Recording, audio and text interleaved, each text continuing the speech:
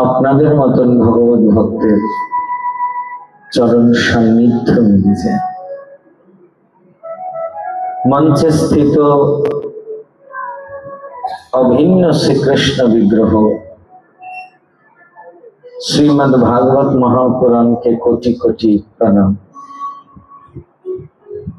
উপস্থিত বিপ্রগণ,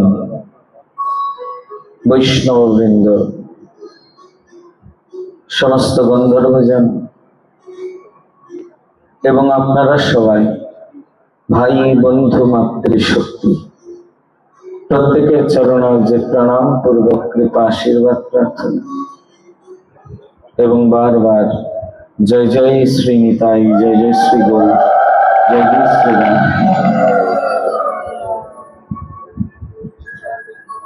পরমানন্দের বিষয়, বাংলাদেশের নওগাঁ জেলার পত্নীতলা থানাস্থ নজিপুরের কেন্দ্রীয় মন্দির বাসুদেব মন্দির প্রাঙ্গণে ভগবান বাসুদেবের চরণারবিন্দ তলে আমরা সবাই সমবেত হয়েছি 3 দিবসীয় ভাগবত কথা সৎসঙ্গ লাভ করবার জন্য।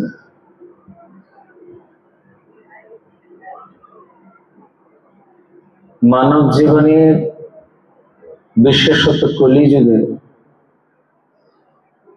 সব থেকে দুর্লভ সৎসঙ্গ,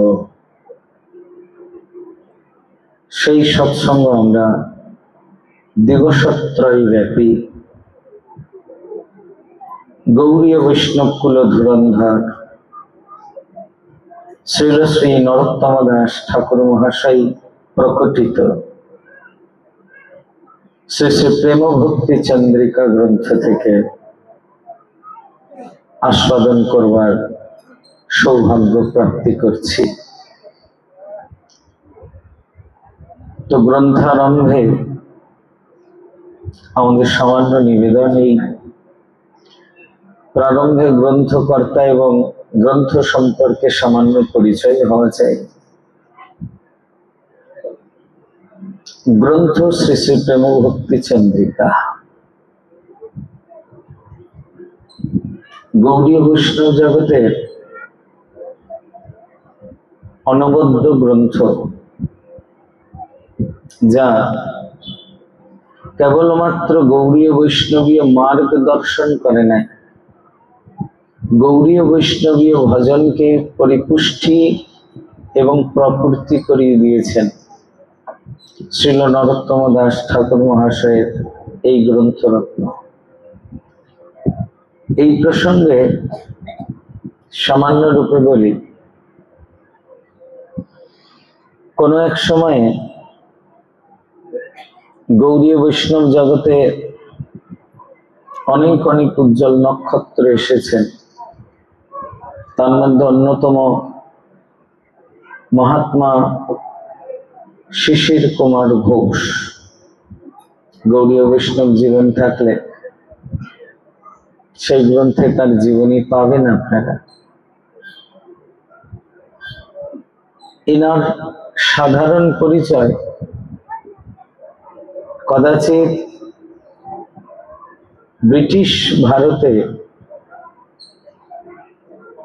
ইনি ব্রিটেনের সঙ্গে একই সঙ্গে সমকালে প্রকাশিত পত্রিকা অমৃতবাজার পত্রিকার সম্পাদক ছিলেন। বুঝতেই পারছেন, ব্রিটিশ আমলে খুব ইংরেজি শিক্ষায় শিক্ষিত না হলে একটা ইংরেজি পত্রিকা পরিচালনা করা সম্ভবপর হয় না। মানে আমি শুধু এইটুকুনি বোঝানোর চেষ্টা করছি, শিক্ষাগত যোগ্যতায় বা প্রাতিষ্ঠানিকভাবে তিনি কোনো দিক থেকেই কোনো প্রতিষ্ঠায় কম ছিলেন না। তিনি যখন অমৃতবাজার পত্রিকার সম্পাদনা করেন, সারা পৃথিবীব্যাপী তার প্রজ্ঞা তার জ্ঞানের গরিমার কথা দিকে দিকে আলোচিত হয়েছে। এরকম বিশিষ্টজন শিশির কুমার ঘোষ। শিশির কুমার ঘোষেরা 3 ভাই ছিলেন। এর মধ্যে মেজ দাদা শিশির সবার ছোট, মেজজন হেমন্ত কুমার ঘোষ। দুইজনেই ইংরেজি শিক্ষায় খুব সুনিপুণ মহারাজ। ব্রিটিশ ভারতে যারা ইংরেজি শিক্ষায় শিক্ষিত হয়েছেন তাদের মধ্যে প্রায় 2 গতি দেখা গেছে। একদল কি করেছেন, তারা সব ছেড়ে দিয়ে হিন্দুত্বকে বিসর্জন দিয়ে, হিন্দু ধর্ম বিসর্জন দিয়ে হয় খ্রিস্টান হয়ে গেছেন, আর না হয় তদানীন্তন সময়ে কেশবচন্দ্র সেন যে ব্রাহ্ম ধর্মের প্রতিষ্ঠা করেছিলেন সেই ব্রাহ্ম ধর্মে দীক্ষিত হয়ে প্রায় হিন্দুদের প্রতিদ্বন্দ্বী রূপে পরিচিতি লাভ করতেন। ব্রাহ্মরা তদানীন্তন সময়ে হিন্দুদের কতটা প্রতিবন্ধকতা উৎপন্ন করেছিল কদাচিৎ আপনারা শরৎ সাহিত্য করবেন, অনেকটা উপলব্ধি হবে। তো যাই হোক, ব্রাহ্ম ধর্ম গড়ে উঠেছিল উপনিষদের নিরীশ্বরবাদ থেকে, যেখানে ভগবানের কোন সাকার সত্তাকে স্বীকার করা হয় নাই, কেবলমাত্র তাকে নিরুপলম্ব, নিরুপাধি, একেবারে নিরাকার স্বরূপে তারা মানেন। এর জন্য সনাতন ধর্মের যে শ্রী বিগ্রহ বা শ্রীমূর্তির সেবার যে বন্দোবস্ত সেটা ব্রাহ্মণরা মানতেন না। ফলে ব্রাহ্ম ধর্মের প্রচার হিন্দু ধর্মের বৈপরীত্যেই প্রচারিত হতো। বলে এও এক বিড়ম্বনা। তো শিশির কুমার যখন ইংরেজি শিক্ষায় খুব শিক্ষিত হলেন তখন তিনি ভেবেই নিয়েছিলেন তিনি বিদ্যাভ্যাস সুসম্পন্ন করে খ্রিস্টান হয়ে যাবেন। তার মার নাম ছিল অমৃতময়ী দেবী। মায়ের নামে পত্রিকার নামকরণ করেছিলেন অমৃত বাজার পত্রিকা, মানে তার মায়ের নামে একটা বাজার প্রতিষ্ঠা করেছিলেন। তার জন্মস্থান বর্তমান বাংলাদেশের যশোর।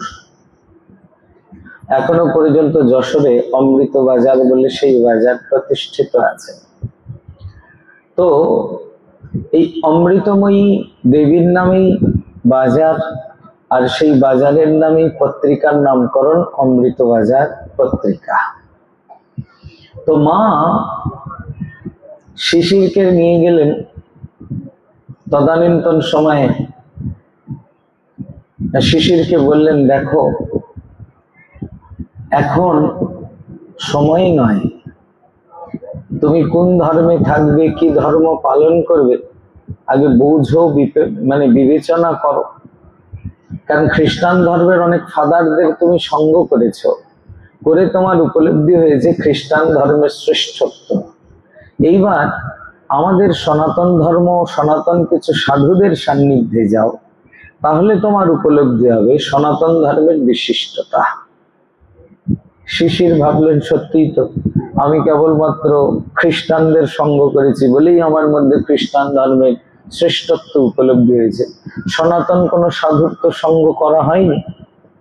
তার মনের মধ্যে সেই সময় সনাতন সাধুদের সঙ্গ করবার বাসনা জাগ্রত হয়।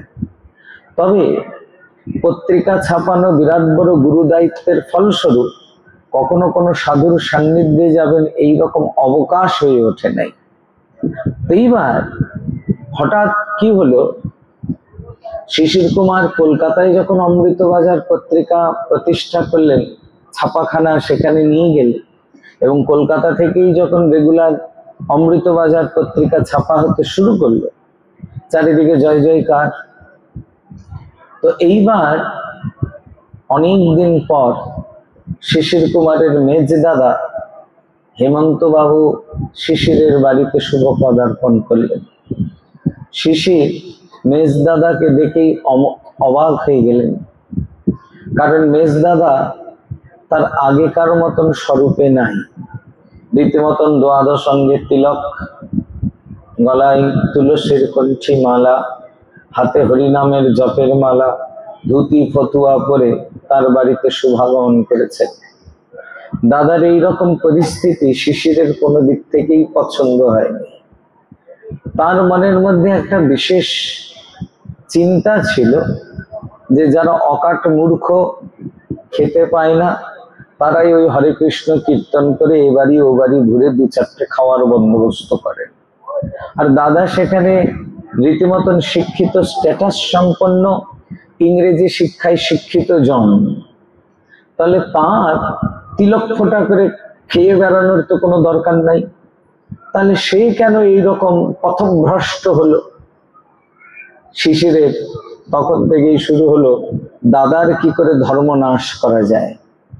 যে কদিন কলকাতায় মেজদাদা ছিলেন, শিশির বলপূর্বক ছলপূর্বক যেন তেন প্রকারেণ তার বৈষ্ণবত্বকে কেবলমাত্র ঠেস পৌঁছেছেন।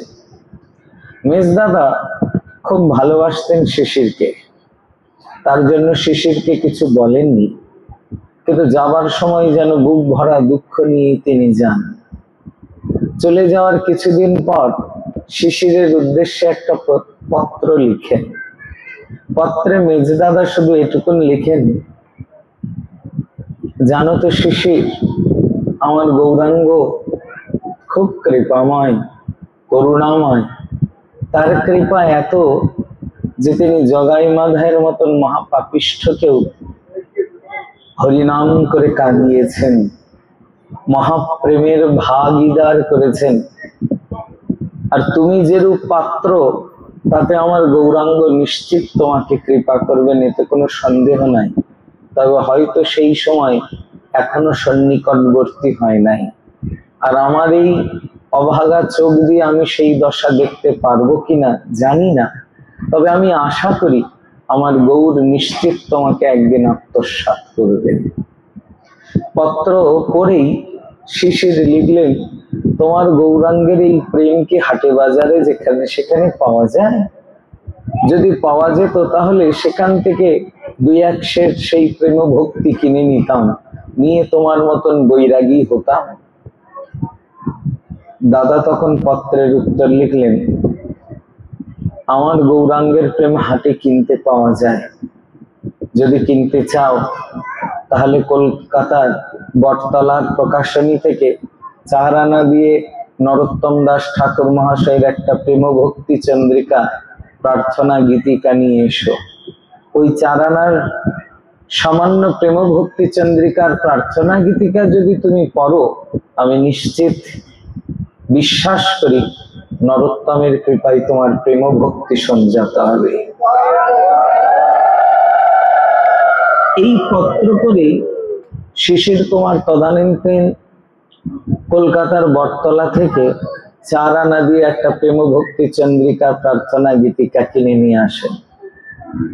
নিয়ে এসে শ্রীল নরোত্তম দাস ঠাকুর মহাশয়ের প্রথম প্রার্থনা করলেন। ঠাকুর মহাশয়ের প্রার্থনা গীতিকার প্রথম প্রার্থনা, গৌরাঙ্গ বলিতে হবে পুলক শরীর, হরি হরি বলিতে নয়নে বহে নীর, আর কবে নিতাই চাঁদ করুণা করিবে, সংসার বাসনা মোর কবে তুচ্ছ হবে। পড়লেন। শিশির পরেই দাদাকে পত্র লিখলেন, দাদা তোমাদের নরোত্তম ঠাকুর ভুল লিখেছেন। তিনি লিখেছেন গৌরাঙ্গ বলিতে হবে পুলক শরীর। আমি অনেক গৌরাঙ্গ গৌরাঙ্গ গৌরাঙ্গ গৌরাঙ্গ বলেছি, কিন্তু আমার শরীরের মধ্যে কোনো পুলক হয়নি। তোমাদের ঠাকুর মহাশয় লিখেছেন হরি হরি বলিতে নয়নে ববে নীর। আমি তোমাদের গৌরাঙ্গের হরিনাম অনেকক্ষণ করলাম, কিন্তু আমার নয়ন দিয়ে কোনো ধারাও বয়ে পড়ে নাই। তাই না গৌরাঙ্গ বলতে শরীরে পুলক হয়, না হরি হরি বলতে নয়নে ধারা হয়। তাই এটা ভুল শব্দ। প্রতি উত্তরে মেজদা লিখলেন, শিশির গৌরাঙ্গ বলতে তোমার পুলক হয় না, হরিনাম করতে তোমার নয়নে ধারা বয় না, কিন্তু আজও এমন অনেক গৌরাঙ্গের গুণীজন প্রিয়জন আছেন যাদের গৌর বলতেই পুলক হয়, গৌরাঙ্গের হরিনাম করতেই তাদের দুনয়ন দিয়ে ধারা বয়ে পড়ে। তাদের সান্নিধ্য, তাদের কৃপা যেদিন তোমার উপর হবে না, সেদিন তোমারও পুলক হবে, সেদিন তোমারও দুনয়ন দিয়ে ধারা বইবে। মেজদাদার বাক্যকে শিশির কেন জানি মন্ত্রমুগ্ধের মতন অস্বীকার করতে পারছিলেন না। তখন শিশিরের পত্রিকা সম্পাদনার থেকেও বড় গুরু দায়িত্ব এসে পড়ল মেজদাদার এই বাক্যকে প্রমাণ করা, যে গৌরাঙ্গ বলতে শরীরে পুলক হয় আর হরি হরি বলতে নয়নে ধারা বয়, এমন কাউকে বের করতেই হবে, নইলে দাদার কথা, তার এত প্রিয় দাদার কথা মিথ্যা হতে পারে না। সেই দিন থেকে শিশির নবদ্বীপাদি ধাম যাত্রা শুরু করলেন। গৌরমণ্ডলের বিবিধ বিবিধ প্রান্তে গৌড়ীয় সাধুদের চরণতলে যাওয়া তার শুরু হলো। আর সাধু দেখলেই তিনি দূর থেকেই গৌরাঙ্গ বলিতে হবে পুলক শরীর, হরি হরি বলিতে নয়নে ভবেনি গাইতেন। কিন্তু তেমন কোন সাধু তিনি দেখতে না পেয়ে একদিন তিনি নবদ্বীপ ধাম থেকে প্রত্যাবর্তনের কালে নবদ্বীপ ধাম সন্নিকটেই জিরাট নামক ক্ষেত্রে এসে উপস্থিত হলেন। এই জিরাট নিত্যানন্দ কন্যা গঙ্গা মাতা ঠাকুরানীর লীলাস্থলী। এইখানে নিত্যানন্দ দুহিতা, নিত্যানন্দ প্রভুর একমাত্র কন্যা গঙ্গা মাতা ঠাকুরানীর বিবাহ হয়েছে, মানে গঙ্গা মাতা ঠাকুরানীর শ্বশুরালয় জিরাট। তার সেবিত বিগ্রহ গোপীনাথ জিউ এখানে নিত্য বিহার করেন। স্থানের নাম জিরাট এর জন্য হয়েছে, এখানে জি শব্দের অর্থ গোপীনাথ জি, আর রাট শব্দের অর্থ হলো পদচিহ্ন। মানে একদিন গোপীনাথের মন্দিরের পূজারী মন্দিরের মধ্যে গোপীনাথকে শয়ন দিয়ে বাইরে চলে গেলেন। প্রভাতকালে যখন মন্দিরে জাগরণ করতে যান, তখন দেখলেন নাট মন্দির থেকে মন্দির পর্যন্ত গোপীনাথের পদচিহ্ন আঁকা পড়ে আছে। মানে গোপীনাথ অচল বিগ্রহ নয়, তিনি সচল রূপেই জিরাটে বিহার করেন। এটা দেখে তিনি স্তম্ভিত হয়ে যান, এর জন্য স্থানের নাম হয়ে গেছে জিরাট। তো তিনি জিরাটে এলেন ভগবতী গঙ্গার প্রবাহে, গঙ্গার তট দিয়ে যাচ্ছেন, দেখলেন দূরেই এক বৈষ্ণবের কুটিয়া। একজন বৈষ্ণব ছোট্ট একটা বাগান করে একটা কুটিয়া বানিয়ে গঙ্গার তটে বসে আছেন, হাতে সুন্দর হরিনামের জপমালা, গলায় তুলসী মালা দিয়ে দ্বাদশ অঙ্গ তিলক ভূষিত হয়ে বৈষ্ণব হরিনাম পরায়ণ হয়ে বসে আছেন গঙ্গার তটে। বৈষ্ণবকে দেখেই শিশির কুমার গেয়ে উঠলেন, গৌরাঙ্গ বলিতে হবে পুলক শরীর, হরি হরি বলিতে নয়নে ভবেনি, আর কবে নিতাই চাঁদ করুণা করিবে, সংসার বাসনা মোর কবে তুচ্ছ হবে, বিষয় ছাড়িয়া কবে শুদ্ধ হবে মন, কবে হাম হেরব শ্রী বৃন্দাবন, রূপ রঘুনাথ পদে হইবে আকুতি, কবে হাম বুঝব সে যুগল প্রীতি, রূপ রঘুনাথ পদে রঘু মোর আস, প্রার্থনা করই সদা নরোত্তম দাস। যখনই এই প্রার্থনা গেয়ে উঠলেন না, দূর থেকে সাধু শুনে প্রকম্পিত হয়ে উঠলেন। তার সর্বাঙ্গে এমন পুলক দেখা দিল মহারাজ, একেবারে যেন সজারুর কাঁটাগুলো খাড়া হয়ে গেলে যেমন দেখা যায়, তার রোমগুলি এরকম দাঁড়িয়ে যান। তিনি পুলকের আতিশয্যে দিগ্বিদিক জ্ঞান শূন্য হয়ে গেলেন। তার দরজা খুলে, বাগানের দরজা খুলে দূর দিয়ে ঘুরে তিনি আসবেন এরকম যেন অবকাশ হলো না। ছোট্ট একটা ফুল তুলসীর বাগান করেছেন, তার চারিদিকে কাঁটা দিয়ে বেড়া দিয়েছেন, এবার ঝাঁপিয়ে পড়লেন সেই বাগানের মধ্যেই। ওই কাঁটার মধ্যে দিয়েই তিনি দৌড়ে ছুটে আসতে শুরু করলেন। আর দু নয়ন জল বিগলিত হয়ে দৌড়াতে দৌড়াতে আসছেন আর বলছেন, কে হে তুমি আমার প্রিয়জন? এই জঙ্গলের মধ্যে, এই জনশূন্য প্রান্তেও আমায় গৌরের নাম শোনালে, আমায় হরিনাম করবার প্রেরণা দিয়ে আমায় এত কৃপা করলে, তোমার মতন প্রিয়জন আমার কে আছে? এই বলে অশ্রু বিগলিত পুলকিত সেই বৈষ্ণব শিশিরকে আলিঙ্গন করে বসলেন। বৈষ্ণবের স্পর্শ যাহা মাত্র শিশিরের জীবনে হলো মহারাজ, সঙ্গে সঙ্গে শিশিরের জীবন পরিবর্তন হয়ে গেল। আর অমৃতবাজার পত্রিকা ছাপানোর দিকে মন গেল না। সেই কৃপাতেই তিনি সেখান থেকেই সবকিছু ছেড়ে দিয়ে সোজা বৃন্দাবন যাত্রা করেন এবং সারাটা জীবন ধরে গৌর পদারবিন্দের অনুধ্যান করে গৌরাঙ্গের পাদতলেই নিজের প্রাণ বিসর্জন দেন। তার প্রতিষ্ঠিত অমীয় গৌরাঙ্গদেব এখনো পর্যন্ত বৃন্দাবনের গোপীনাথ বাজারে যদি আপনারা যান, সেখানে অমীয় গৌরাঙ্গ মন্দির বলে প্রতিষ্ঠিত তার গৌর মন্দির আছে, যেখানে মহাপ্রভুর প্রমাণ স্বরূপ বিগ্রহ, মানে মহাপ্রভু বাস্তবিক যেমন 6.5 ফুটের উপরে তার কলেবর ছিল, এই বিগ্রহের কলেবরও অতটাই, এবং তিনি যে একেবারে আজানুলম্বিত ভুজ, তার যেরকম স্বরূপ শাস্ত্র বলেছেন একেবারে সেই রকমই তার স্বরূপ দিয়ে সুন্দর বিগ্রহ নির্মিত হয়ে আছে। এখনো পর্যন্ত বৃন্দাবনের গোপীনাথ বাজারে যদি আপনারা যান, অমীয় গৌরাঙ্গ মন্দির একেবারে রাস্তার ধারেই রয়েছে। শিশির কুমার ঘোষ সারা জীবন গৌর পদের অনুধ্যান করে গৌরী বৈষ্ণব জগতের জন্য অনবদ্য কীর্তি রেখে গেছেন অমীয় নিমাই চরিত নামক গ্রন্থ। যেই গ্রন্থ আজকের দিনেও যদি কেউ গৌর চরিত্রের অনুধ্যান করবার জন্য পড়েন, মহাপতিত পাষণ্ডী পর্যন্ত হা গৌর হানি তাই বলে অশ্রু বিগলিত হতে বাধ্য হবে। এত সুন্দর তার লিখনী, এত প্রগাঢ় তার অনুভব। এই মহাত্মা শিশির কুমার ঘোষের জীবনে প্রথম প্রেম ভক্তির প্রকাশ কিন্তু নরোত্তম দাস ঠাকুর মহাশয়ের এই প্রেম ভক্তি চন্দ্রিকা এবং প্রার্থনা গীতিকার দ্বারাই প্রাপ্তি হয়েছে।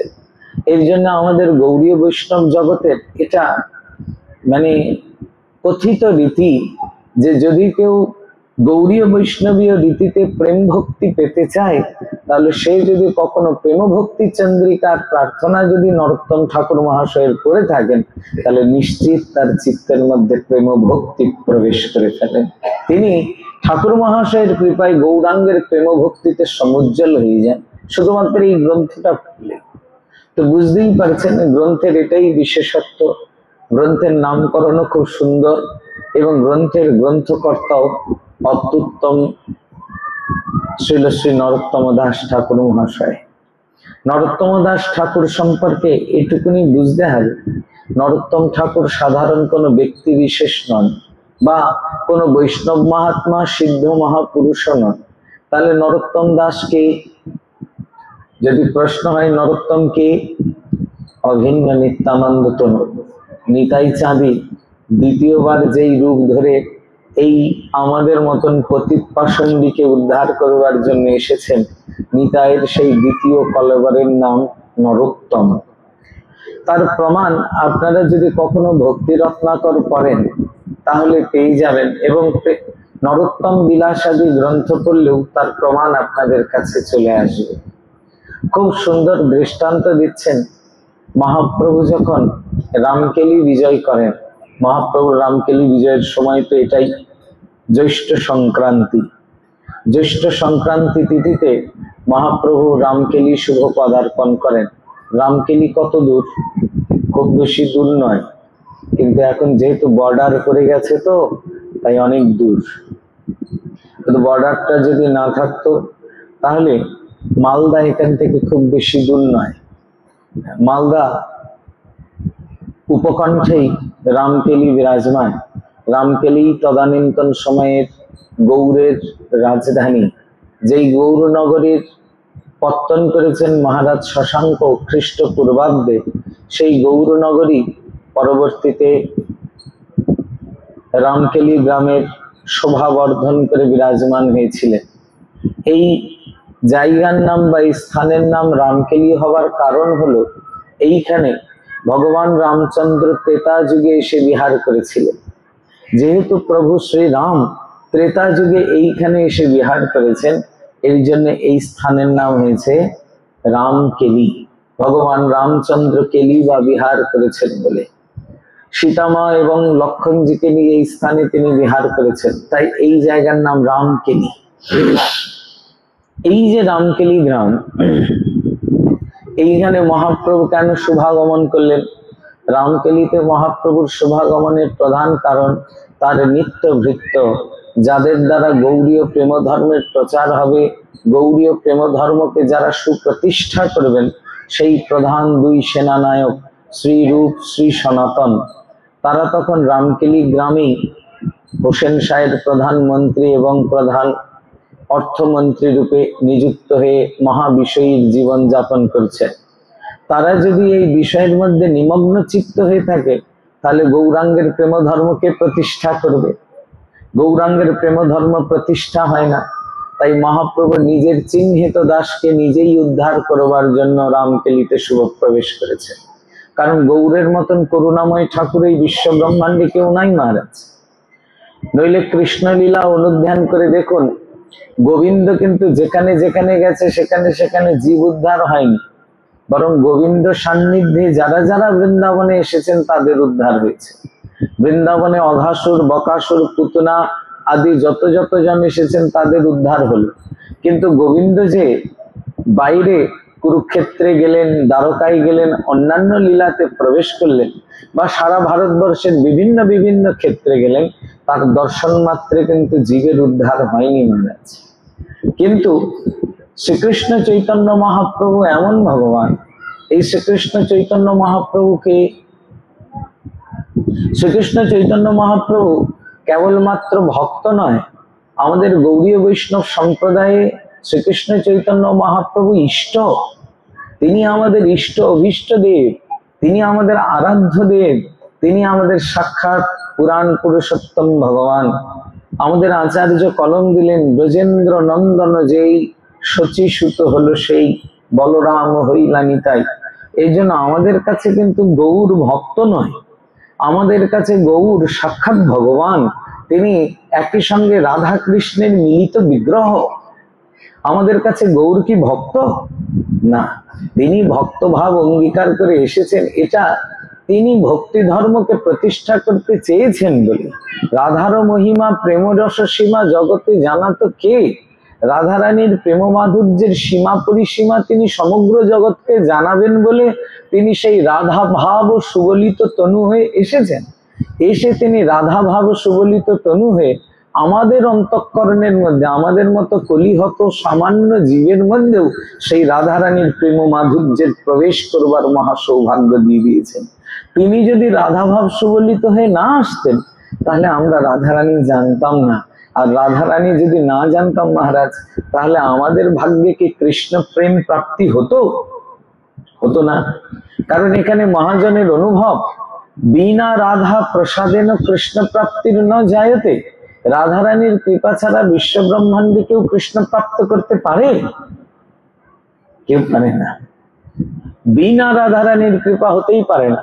এর জন্য আমাদের আচার্য ঠাকুর মহাশয় রাধারানীর বিজয় ঘোষণা করলেন, রাধিকার চরণ রেণু ভূষণ করিয়া তনু, যাহা হইতে অনুভব হয় মার্জন হয় ভজন, সাধু সঙ্গে অনুক্ষণ অজ্ঞান অবিদ্যা পরাজয়।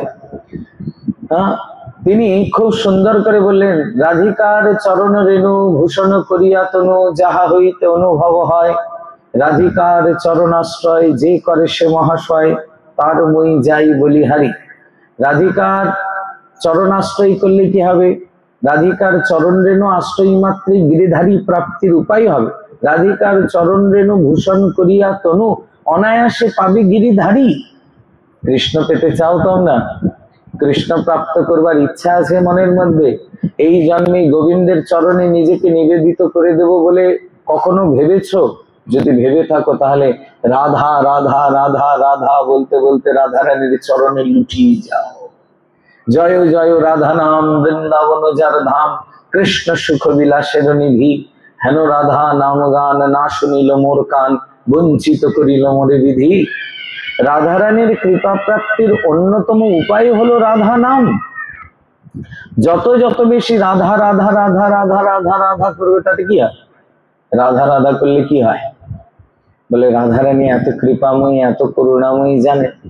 আমরা যদি সারাদিন কৃষ্ণ কৃষ্ণ কৃষ্ণ কৃষ্ণ বলি, গোবিন্দ আমাদের অপরাধের বিচার করেন। এর অপরাধ নেই তো? এর চিত্ত অপরাধ শূন্য তো? যারা অপরাধ শূন্য তাদের কৃষ্ণ নাম করা মাত্রই তাদের চিত্তের মধ্যে কৃষ্ণের প্রেম হয়।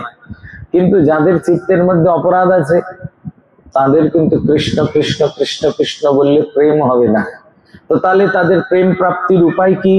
বলে তাদের প্রেম প্রাপ্তির একটাই উপায়, রাধা রাধা রাধা রাধা। ব্রহ্মবৈবর্ত পুরাণে ভগবান বলছেন, একবার যদি কেউ রাহ শব্দটা উচ্চারণ করে তাহলে আমি কান পেতে তার পেছনে পেছনে ধাবিত হই, কখন ধা শব্দটা শুনতে পাবো।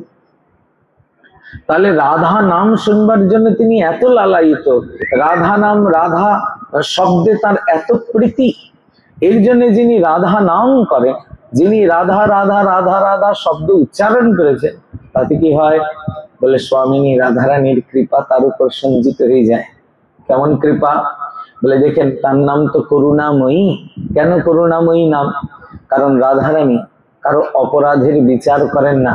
যেই রাধা বলেছে তার প্রতি রাধারানীর কৃপা হয়। খুব সুন্দর দৃষ্টান্ত দিয়েছেন।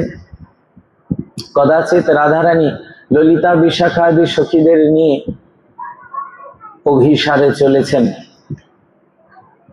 বর্ষানার পথ প্রান্ত দিয়ে।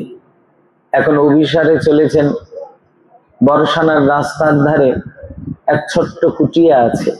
সেই কুটিয়ার মধ্যে এক যুবক হা কিশোরী বলে রোদন করছেন। রাধারানীর চিত্ত বিগলিত হয়ে গেল, কারণ রাধারানীর নাম তো কিশোরী। তিনি হা কিশোরী শুনেই একেবারে বিগলিত হয়ে গেলেন।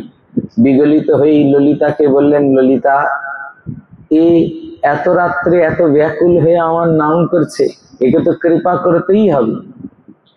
ললিতাজি বলছেন, রাধারানী তুমি না বড্ড বেশি ভোলি, একেবারে কারো কোনো কিছু না বিচার করেই না কৃপা করবার জন্য একেবারে উদ্যম নাও।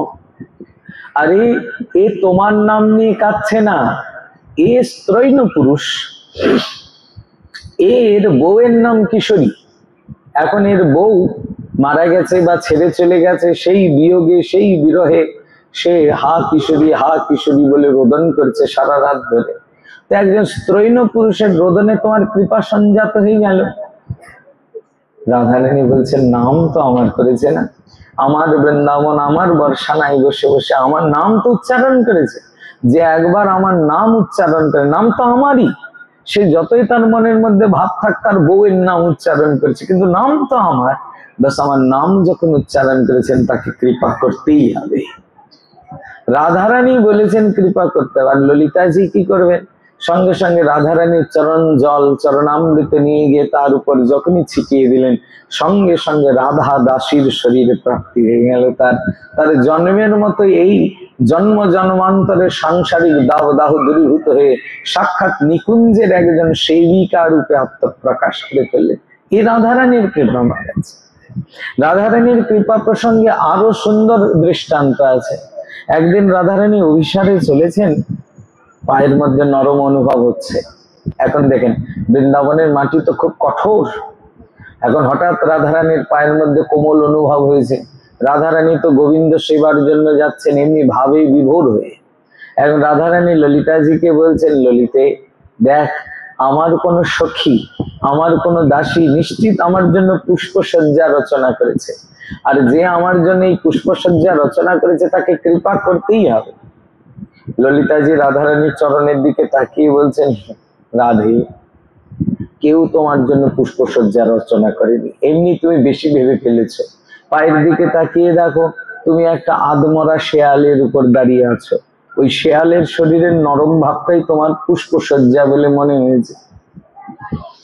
রাধারানী নিজের চরণের দিকে তাকিয়ে যখন আধমরা শেয়ালটাকে দেখলেন না, করুণায় বিগলিত হলেন। ওই বলছেন, ললিতে, এ তো আরো বড় সেবা করে ফেলেছে।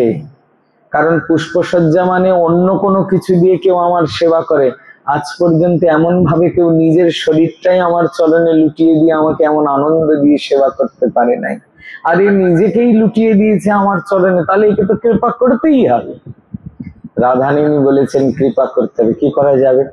সঙ্গে সঙ্গেই ললিতাজি তার চরণামৃত নিয়ে গিয়ে সেই শেয়ালটার উপর ছড়িয়ে দিলেন।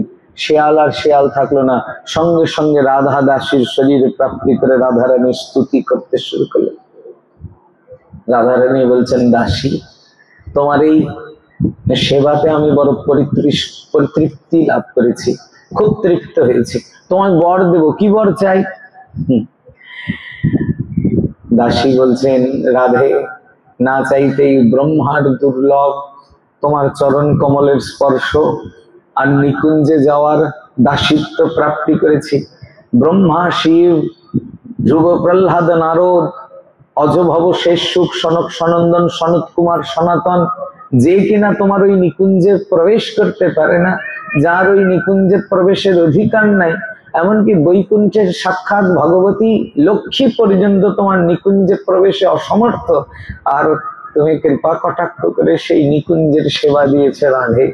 আর কি চাই? আর কিচ্ছু চাই না। রাধারানী বলছেন, আমি তোমায় কিছু দেব, নাও তো। দাসী বলছেন, রাধে যদি সত্যি আমায় দিতে চাও তাহলে এই কৃপা করো না। এই যে তুমি আমার মতন একটা সামান্য শ্রীগালিনীকেও তোমার চরণ কৃপা করে তোমার নিকুঞ্জের সেবিকা করে দিয়েছ, এই যে বিরল দৃষ্টান্ত জগতে, এই জগতে দৃষ্টান্ত থাকার জন্য তুমি আমায় কথা দাও, আমার এই জীর্ণ শীর্ণ পশু শরীরটার উপর তুমি তোমার পদচিহ্ন দিয়ে যেখানে আমায় দাসিত্ব প্রদান করলে, আজকের পর থেকে যাদের যাদের শরীর এখানে নিপতিত হবে, যাদের যাদের মৃত শরীরও যদি সেখানে পড়ে, সঙ্গে সঙ্গে সে যেন তোমার দাসিত্ব প্রাপ্তি করে, তোমার নিকুঞ্জের সেবা প্রাপ্তি করে। রাধারানী এত কৃপাময়ী, তিনি অগ্রপশ্চাৎ চিন্তা করলেন না, তিনি সঙ্গে সঙ্গে তথাস্তু বলে দিলেন। আর ওই সখীর নামকরণ করলেন শিবা সখী। সংস্কৃতে শিবা শব্দের অর্থ শ্রীগালিনী, তো শ্রীগালিনী থেকে সখী হয়েছে, তাই তার নামকরণ করলেন শিবা সখী। এর জন্য এই স্থানের নামও হয়ে গেল শিবাখোর বা শিবখোর। আজ পর্যন্ত আপনারা জানবেন শ্রী শ্রী রাধাকুণ্ডের তটের এটা মহাশ্মশান ভূমি, মানে এইখানে যত রাধাকুণ্ড সহ আশেপাশের যত যত মরদেহ সব এখানে আনীত হয়। মানে এই ভূমির এই মহিমা যে যেন তেন প্রকারেণ শরীরটা মরেও যদি ওই শিবখোরের ভূমিকে স্পর্শ করে, সঙ্গে সঙ্গে তিনি রাধারানীর দাসিত্বকে প্রাপ্তি করবেন। তাহলে কতটা কৃপাময়ী, কতটা করুণাময়ী। এই জন্য রাধারানীর স্মরণ যদি কেউ নেয়, রাধারানী কারো অপরাধ, কারো পূর্ব জন্মের কর্মফল এগুলি দেখেন না, তিনি শুধুমাত্র দেখেন এ আমার দুয়ারে এসেছে, একে কৃপা করতেই হবে, একে গোবিন্দ প্রাপ্তি করাতে হবে। আর রাধারানীর কৃপা মানে সাধারণ কৃপা নাই, রাধারানী যাকে কৃপা করেন তাকে সাক্ষাৎ শ্যাম সুন্দর সমর্পণ করে দেন, এই রাধারানীর কৃপা। এর জন্যই বলেছেন, রাধিকার চরণে রেণু ভূষণ করিয়া তনু অনায়াসে পাবে গিরিধারী। রাধারানীকে পেতে চাও, গিরিধারী পেতে চাও, তাহলে রাধারানীর চরণ রেণু ধরো, অনায়াসে গিরিধারী মিলে যাবে। গিরিধারী পাওয়ার সব থেকে মোক্ষম উপায় রাধারানী। রাধারানী কৃপাময়ী, তিনি করুণাময়ী, তার মতনই কৃপাময়ী এই বিশ্ব ব্রহ্মাণ্ডে কেউ নাই।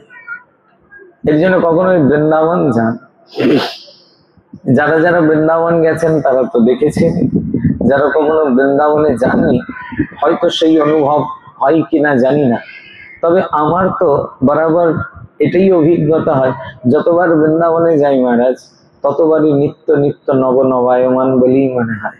আর রাধারানী এতই কৃপাময়ী, এতবার বেজে গেছি তবু প্রত্যেকবার গেলে কিছু না কিছু নবদর্শন, কিছু না কিছু নবস্বরূপে তার উপলব্ধি করবার সৌভাগ্য তো প্রাপ্তি হয়ে যায়। কারণ বৃন্দাবন নবনবায়মান, বৃন্দাবন চির নতুন চির তরুণ, বৃন্দাবন এমন ভূমি যেখানে প্রতিনিয়ত নবনব আস্বাদনে আমাদের অন্তঃকরণে নবনব আস্বাদনের হিল্লোল তুলে একবারে রাধা মাধবের সেই নিকুঞ্জ মাধুরীকে উপলব্ধি করবার সৌভাগ্য প্রদান করে। এর জন্য দেখবেন বৃন্দাবন যদি কেউ যায়, যদি ভক্ত মনের মধ্যে ভক্তি থাকে না, বৃন্দাবন গেলে আর ফিরে আসতে মন চায় না। আর বৃন্দাবন যতদিন কেউ থাকে ততদিন আর ঘরের কথা মনেও পড়ে না। এই জন্য এইসব দেশ থেকে সবাই ফোন করে, কিরি এতদিন গেছিস কোনো খোঁজ খবর নাই। খোঁজ খবর থাকবে কি মহারাজ, বৃন্দাবন গেলে সবাই হারিয়ে যায়, এমন ভাবে হারিয়ে যায় তারা নিজের বলে কোনো সময় থাকে না, তখন ওইখানেই সারাদিন। আমি তো যতবার যে এত ব্যস্ত হয়ে যাই বৃন্দাবনে, কিছু না হলে ঘুম থেকে উঠে থেকেই তো কিছু কিছু কাজ, কিছু না হলেও সাধু দর্শন, কিছু না হলেও পরিক্রমা, কিছু না হলেও হরিকথা শ্রবণ, কিছু না হলেও সৎসঙ্গ, কিছু না হলেও দর্শন।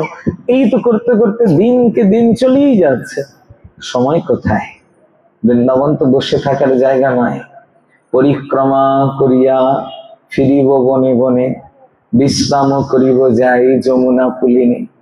তাপ দূর করব গিয়ে শীতল বংশী বটে, কবে কুঞ্জে বসি বসে বৈষ্ণব নিকটে। নরোত্তম দাস কহে করি পরিহার, কবে বা এমন দশা হইবে আমার। বৃন্দাবন তো এই ক্ষেত্র। নিত্য প্রতি পরিক্রমা লাগাও, আর পরিক্রমায় তো নিত্য নতুন নতুনই দর্শন হবে যদি সত্যিই পরিক্রমা হয়। আর সেই দর্শন আনন্দে বিভোর হয়ে যায়। বৃন্দাবন আনন্দ ক্ষেত্র। এই জন্য বৃন্দাবন গেলে সবাই হারিয়ে যায়। এই জন্য বৃন্দাবন মহিমায় বলা হয়েছে, জগতের অলিতে গলিতে যদি কেউ হারিয়ে যায় না, তাহলে আবার তাকে 84 লক্ষ জনই ভ্রমণ করতে হয়। কিন্তু বৃন্দাবন ঘুরতে ঘুরতে যদি একবার বৃন্দাবনের গলিতে কেউ হারিয়ে যায়, তাহলে তার 84 লক্ষ জনই ভ্রমণ ঘুচে গিয়ে সাক্ষাৎ রাধারানীর চরণ কমল মিলে যায়। এই জন্য বারবার বৃন্দাবন যাও, আর বৃন্দাবনে যেতে যেতে একবার বৃন্দাবনের গলিতে হারিয়ে যাও, যেন আর জগৎ সংসার আর ঘর বাড়ি মনে না পড়ে। ব্যাস ওইখানে হা রাধে করতে করতে প্রাণটা রাধারানীর চরণ কমলে চলে যায়, আর সঙ্গে সঙ্গে যেন রাধারানীর করুণা কটাক্ষ হয়ে যায়। এটাই গৌড়ীয় বৈষ্ণব জীবনের সব থেকে পরম পাওয়া, পরম প্রাপ্তি। এই যে রাধারানীর চরণ কমলের এই যে অত্যুত্তম কৃপা কটাক্ষ, সেই রাধা প্রেমের মহামূর্তি হলেন আমাদের গৌরচন্দ্র। ভগবান গৌরচন্দ্র রাধারানীর সেই প্রেমটাকেই তার বক্ষে নিগুড় রূপে নিয়ে এই জগতে লীলা করতে এসেছেন। এর জন্য রাধারানীর প্রেমটা তার বুক ভরা আছে, তো তার জন্য তিনি ভগবত ভাবের ঐশ্বর্য বারংবার প্রকাশ করতে পারেন নাই। তিনি করুণায় বিগলিত হয়েছেন। আর ওই করুণায় যদি বিগলিত তিনি না হতেন, তাহলে আমাদের মতন অধম কলিহত জীবের ভাগ্যে ভগবত ভক্তি তো দূর, সামান্য কিছু মিলত না। কারণ আমরা তো কলিহত, আমাদের অধিকার কোথায় ভগবানের সেবা করব? একবার ভেবে দেখেন না, ভগবানের সেবা যেখানে শিব ব্রহ্মা পাচ্ছে না, সেখানে আমরা সাধারণ কলিহত জীবের এমন ভাগ্য যে আমরা ভগবানের সেবা করতে পারি। তাহলে আমাদের ভাগ্যে ভগবত সেবা লিখলো কে? বলে আমাদের দয়ার নিতাই গৌরাঙ্গ। নিতাই গৌরাঙ্গ এমন দয়ালু, হেন প্রেম শ্রী চৈতন্য দিল যথা তথা, জগাই মাধাই পর্যন্ত অন্যের কা কথা। গৌর নিত্যানন্দে এত কৃপার ঠাকুর, এত করুণার ঠাকুর, তিনি যত্রতত্র করুণা ছড়িয়ে দিয়েছেন মহারাজ। কাকে দেননি? জগাই মাধাইয়ের মতন মহাপাপিষ্ট সে কিনা ধুলাই গড়াগড়ি যায়? হতে পারে, অন্য যুগে হলে হতে পারতো না। কারণ রাম আদি অবতারে ক্রোধে নানা অস্ত্র ধরে অসুরের করিল সংহার। রাম আদি অবতারে তো তিনি অসুর মেরে দিয়েছেন, কিন্তু এবার কিন্তু মারণ নয়, এবার তারণ লীলা। এইবার ভগবান কোন অস্ত্র নিয়ে আসেন নাই, এইবার ব্যাস কৃপা করবার জন্য এসেছেন। অসুরের অসুরত্বকে মেরে দিয়ে অসুরকে পর্যন্ত তার চরণ গতি দিয়ে তাদের ভগবত ভক্ত রূপে প্রতিষ্ঠা করে দিয়েছেন। এই গৌরাঙ্গ কেন করলেন? করলেন এর জন্য আমাদের মতন আশাহত কলিহত জীবদের কাছে এটা একটা দৃষ্টান্ত। আমাদের মনের মধ্যে কখনো যেন লালসা হয় যে হে গৌর, হে নিতাই, জগাই মাধাইকে কৃপা করে দিয়েছ না, বড় আশা করে এসেছি। আমি না হয় জগাই মাধাইয়ের থেকেও বড় পাপী, তার থেকেও মহাপাপী, কারণ আজও তো তোমার কৃপা হয়নি, নিশ্চিত তার থেকে বড় পাপী, তার জন্যই তোমার কৃপা পাইনি। তবে এসেছি বড় আশা নিয়ে, তুমি জগাই মাধাইয়ের মতন মহাপাপিষ্ঠকেও তোমার প্রেম দান করেছো, তাহলে নিশ্চিত কোনো না কোনো জন্মে কোনো না কোনো দিন আমার মতন অধম, আমার মতন পতিত, আমার মতন পাপিষ্ঠকেও তুমি অবশ্যই কৃপা করবে। অবশ্য করিবেনি কৃপা গৌর আর নিতাই, কোনো না কোনো দিন তো নিশ্চিত কৃপা করবে। আর তোমার এই কৃপার আশায় তোমার চরণ তলে করলাম, ব্যাস কৃপা কর। তিনি কৃপাময়, তিনি ওই কৃপার দৃষ্টান্ত না হলে আমাদের মতন হতভাগ্য জীবের অত বড় দুরাশা হয়। যেমন ধরুন ইহজগতে রাজভোগ খাওয়ার ইচ্ছা কোনোদিন কোনো হতদরিদ্রের হয় না, হয়? কারণ সে জানে সে হতদরিদ্র, তার নুন আনতে পান্তা ফুরাই, সে রাজভোগ খাবে কোত্থেকে? তাই দরিদ্রের কখনো রাজভোগ খাওয়ার ইচ্ছা বা আকুতি কোনোদিনই হয় না। দুটো পেট ভরে নুন ভাত খেতে পারলেই ধন্য। কিন্তু যদি কোন দেশের রাজা এত দয়ালু হয়, এত কৃপালু হয়, যে নিজে কৃপা করে, যে নিজে করুণা করে রাজভোগের ভান্ডারা যদি নিয়ে বসে যায়, আর সেই ভান্ডারায় যদি কোনো দরিদ্র দেখে, তখন সেই দরিদ্রের কিন্তু মনের মধ্যে আকাঙ্ক্ষা হয়, যদি আমারও ভাগ্যে রাজভোগের এক কণা মিলে যায়, তাই না? তো আমাদের রাধা প্রেম পাওয়ার কোনো অধিকার ছিল না। আমরা ব্রহ্মার দুর্লভ রাধা প্রেম কোনোদিন পেতে পারি? কখনোই নয়। তবে আমার নিতাই গৌরাঙ্গ দয়ার অবতার, তিনি রাধা প্রেমের ভান্ডারা নিয়ে কলির জীবের দুয়ারে দাঁড়িয়েছেন। আর ওই ভান্ডারা দেখে আমাদের মতন কলিহত জীবের আশা হয়েছে, যদি ওর এক কণা মিলে আমাদের জীবন কৃতকৃত্য হয়ে যাবে। গৌর নিতাই আমাদের কৃপা করুন। এই জন্য আমাদের প্রাণ আরাধ্য নিতাই গৌরাঙ্গ। দেখতে নিতাই গৌরাঙ্গ মানুষের মতো, তাদের আচার আচরণ মনুষ্যবোধ, কারণ তিনি তো কৃষ্ণের মতো বা রামচন্দ্রের মতো ঐশ্বর্য প্রকাশ করেন নাই, ঐশ্বর্যের লীলা করেন নাই। তিনি সম্পূর্ণ গোপনীয় ভাবে থেকেছেন। কেন? ওই যে রাধা প্রেম, তিনি রাধা প্রেমে বিগলিত, তিনি রাধা প্রেম তার চিত্তের মধ্যে নিয়ে এসেছেন। এর জন্য রাধা প্রেমের ফলস্বরূপ তিনি নিজেই নিজেকে গোপন করে রেখেছেন। এর জন্য গৌরিয়ার কাছে কিন্তু সাধারণ মানুষ বা সিদ্ধ মহাত্মা বা ভক্ত প্রবণ নয়, আমাদের কাছে কিন্তু তিনি ইষ্টদেব, তিনি আমাদের অভীষ্ট দেব। কারণ ঠাকুর মহাশয় গৌরিয়ার সাধ্য সাধন স্পষ্ট করে দিয়েছেন যে আমাদের প্রাপ্তিটা কি। সাধ্য বস্তু মানে তো প্রাপ্তি। আমাদের প্রাপ্তিটা কি হবে? শুধুই কি আমরা মঞ্জরি স্বরূপে রাধারানীর চরণ কমলের নিকুঞ্জ সেবী হব? শুধু তাই নয়, গৌরীয় বৈষ্ণবের দুটো সাধ্য বস্তু। নবদ্বীপে গৌরাঙ্গের দাস হয়ে নবদ্বীপের যোগপীঠে পঞ্চতত্ত্ব সহ গৌর পরিকরের সেবা প্রাপ্তি করতে হবে, আবার বৃন্দাবনে রাধারানীর দাসী হয়ে বৃন্দাবন যোগপীঠে মিলে গিয়ে সাক্ষাৎ রাধা মাধব সহ সখী মঞ্জরী গণের চরণ সেবায় নিযুক্ত হয়ে যাবে।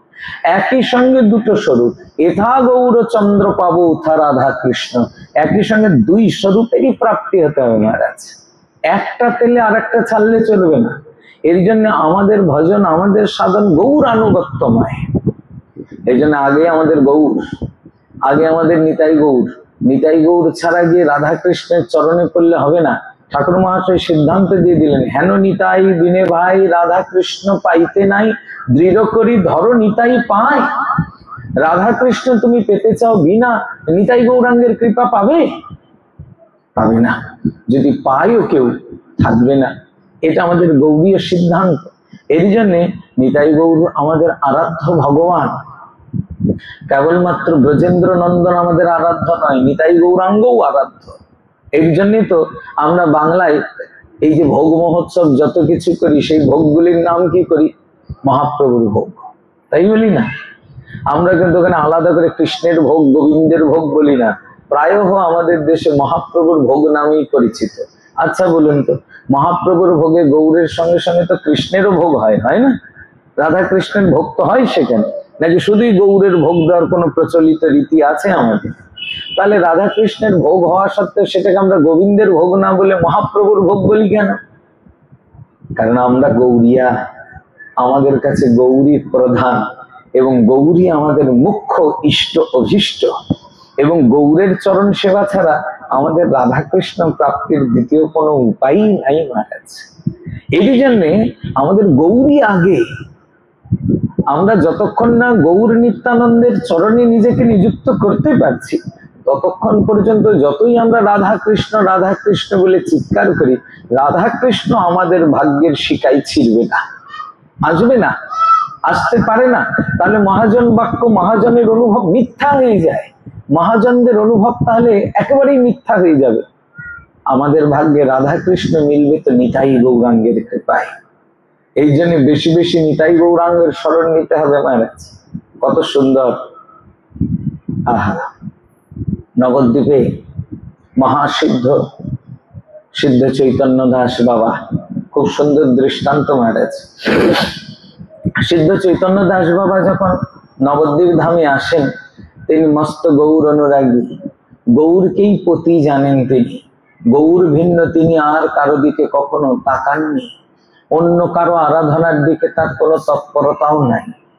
কদাচিৎ কালনার সিদ্ধ ভগবান দাস বাবা সিদ্ধ চৈতন্য দাস বাবার সঙ্গে পরামর্শ করে তারা স্থির করলেন একবার ব্রজ 84 ক্রোশ পরিক্রমায় যেতে হবে। কালনার সিদ্ধ বাবাও কম নয়, বিরাট বড় মহাত্মা মহারাজ। তিনি ওই জিরাট ক্ষেত্রে নিত্যানন্দ প্রভুর কন্যার শ্রীপাঠে একদা এক রাত্রি বাস করেছিলেন। আর যেই বৃক্ষতলে তিনি রাত্রি বাস করেন, সেইখানেই নিত্যানন্দ প্রভু প্রকট হয়ে তার সামনে তাকে আদেশ দেন, ওই বৃক্ষের একটা মরা ডাল ভেঙে পড়বে, যার মধ্যে সাক্ষাৎ নাম ব্রহ্ম প্রতিষ্ঠা আছে। সেই নাম ব্রহ্মকে নিয়ে গিয়ে যিনি যেন তার সেবা প্রতিষ্ঠা করেন। কালনার সিদ্ধ বাবা সেইখানে নাম ব্রহ্ম ভগবানকে পান। মানে একটা মরা গাছের ডাল পড়লো, সত্যি সত্যি ঘুম ভেঙে গেল, একটা মরা গাছের ডাল পড়লো, দেখলেন সেই ডালের মধ্যে একেবারে হরে কৃষ্ণ কৃষ্ণ কৃষ্ণ হরে হরে, হরে রাম রাম রাম হরে হরে মহামন্ত্র খোদিত আছে। এর জন্য ওটার নাম নাম ব্রহ্ম। এই নাম ব্রহ্মের তিনি সেবা প্রতিষ্ঠা করেন কালনাতে। সারা জীবন নাম ব্রহ্মের সেবা করতেন। আর নিত্য নবদ্বীপের ঘাটে এসে গঙ্গা স্নান করে যেতেন। তিনি নিত্য তার সারা জীবন ধরে, কালনা থেকে নবদ্বীপ অনেক দূর দূরত্ব, যারা কোনোদিন কালনা নবদ্বীপ দেখেছেন তারা জানেন অনেকটা দূর। পায়ে হেঁটে এত দূর পর্যন্ত যাওয়া বিরাট বড় কথা মহারাজ, কালনা থেকে নবদ্বীপ পর্যন্ত যাত্রা করা। কিন্তু প্রত্যেক দিন তিনি পায়ে হেঁটে কালনা থেকে নবদ্বীপের ঘাটে গিয়ে গঙ্গায় স্নান করে আসতেন। বয়স যখন তার 80-র ঊর্ধ্ব হয়ে গেল, তখন তিনি যখন গঙ্গায় যেতে অসমর্থ হলেন, একদিন তিনি খুব কাঁদছেন, গৌর তোমার ওই গৌর গঙ্গায় গিয়ে যদি ডুব দেওয়ার সৌভাগ্যই না হবে, এই শরীর কেন রেখেছো? এই শরীর যাই না কেন, এই শরীর দিয়ে কি করবো যদি তোমার সেবা না হয়? কারণ সেবকের চিত্ত, ভগবত ভক্তের চিত্তে তো অন্য কোনো লালসা নাই যে আমি অনেক সুখে থাকবো, অনেক আনন্দে থাকবো, তা নয়। তার সেবা, তার পূজা, তার নিত্য আরাধনায় যেন আমার চিত্ত নিমগ্ন চিত্ত হয়ে থাকে, এটাই প্রার্থনা। তো এইবার কালনার সিদ্ধ বাবা খুব রোদন করতে শুরু করলেন যে যদি আর গঙ্গার তটে না যাওয়া হবে গৌর, তাহলে শরীর চলে যাক। ভগবতী গঙ্গা তার নিষ্ঠা দেখে অভিভূত হলেন। সাক্ষাৎ মা সুরধনী গঙ্গা কালনার সিদ্ধ বাবার কাছে এসে উপস্থিত হলেন। ভগবান দাস, তোর আমার তটে স্নান করার নিষ্ঠা কখনোই নষ্ট হবে না, চিন্তা করিস না। তুই যখন তখন যে কোনো সময়ে তোর ঘর থেকেই কুয়োটা আছে, কুয়োতেই যখন স্নান করতে আসবি না, তখন আমি স্বয়ং তোর এই কুয়ার মধ্যেই প্রকট হয়ে যাব। মা গঙ্গা কথা দিলেন। বাস্তবিক কালনার সিদ্ধ বাবার ওই কুয়োর মধ্যেই ভগবতী গঙ্গা নিত্য প্রাদুর্ভূত হতেন।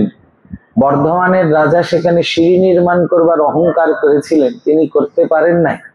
সেখানে প্রস্তর নিক্ষেপ মাত্রই গহল অন্তরালে কোথায় চলে যায়, আর সেটাকে খুঁজেই পাওয়া যায় না, কিছুতেই সেখানে সিঁড়ি হচ্ছে না। বাবার শরণ নিলেন বর্ধমানের রাজা। বাবা বললেন, তুমি অহংকার করে মা গঙ্গার সিঁড়ি বানাতে গেছো, তো তাই হয়নি। তুমি তার চরণে শরণ নাও। শরণাগতিতে যদি ভগবতী মা গঙ্গা তোমাকে এই সেবার অধিকার দেন, তবেই করতে পারবে, নচেত হবে না। বর্ধমানের রাজা ভগবতী গঙ্গার শরণাগতিতে পরবর্তীতে সিঁড়ি বানিয়ে দিয়েছিলেন। ওই সিঁড়ি দিয়েই প্রত্যেকদিন ভগবান দাস বাবা গঙ্গায় স্নান করতেন ওখানে গিয়ে। এখনো পর্যন্ত শ্রীপাঠে যদি আপনারা কখনো যান, গিয়ে দেখবেন ভগবান দাস বাবার এই কুয়োতে সিঁড়ি নেমে গেছে নিচে। এটাকে পাতাল গঙ্গা বলা হয়। এখনো পর্যন্ত ওখানে নিত্য ভগবতী গঙ্গা বিহার করেন, বিলাস করেন, এটা বিশ্বাস। তো এই যে সিদ্ধ মহাত্মা, ইনি সিদ্ধ চৈতন্য দাস বাবার সঙ্গে মন্ত্রণা করলেন ব্রজে 84 ক্রোশ পরিক্রমায় যাবে। যেদিন পরিক্রমার যাত্রার দিন, সেদিন চৈতন্য দাস বাবা এলেন। এসে এবার চৈতন্য বাবাকে বললেন, চলো, পোটলা পাটলি বাঁধা তো হয়ে গেছে। বাবা বললেন, হ্যাঁ সব রেডি, শুধু একটু যাই গৌরের অনুমতি নিয়ে আসি। কারণ তিনি তো গৌরকে পতি জানেন, পতির অনুমতি ছাড়া তার প্রিয়া কোথায় যাবেন, ফলে পতির অনুমতি অবশ্য প্রয়োজন। এই জন্য তিনি গৌরের সামনে গিয়ে দাঁড়ালেন। কি কথা হলো দুজনের কে জানে। আমরা তো তাকে এত প্রিয়তম জানি না।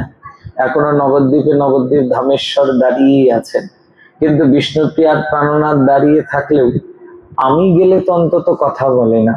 আপনারা হয়তো এই দেশ থেকে প্রেম নিয়ে গেলে হয়তো গৌর কথা বলতেই পারেন, কিন্তু আমি তো ঘন্টার পর ঘন্টা দাঁড়িয়ে থাকলেও গৌর কোনো কথাই বলেন না আমার কাছে। কিন্তু এদের সঙ্গে নিত্যের বার্তা হতো, কথা হতো। তো গৌরের সঙ্গে বাবার যে কি কথা হলো কে জানে। বাবা মূর্ছিত হয়ে পড়ে গেলেন।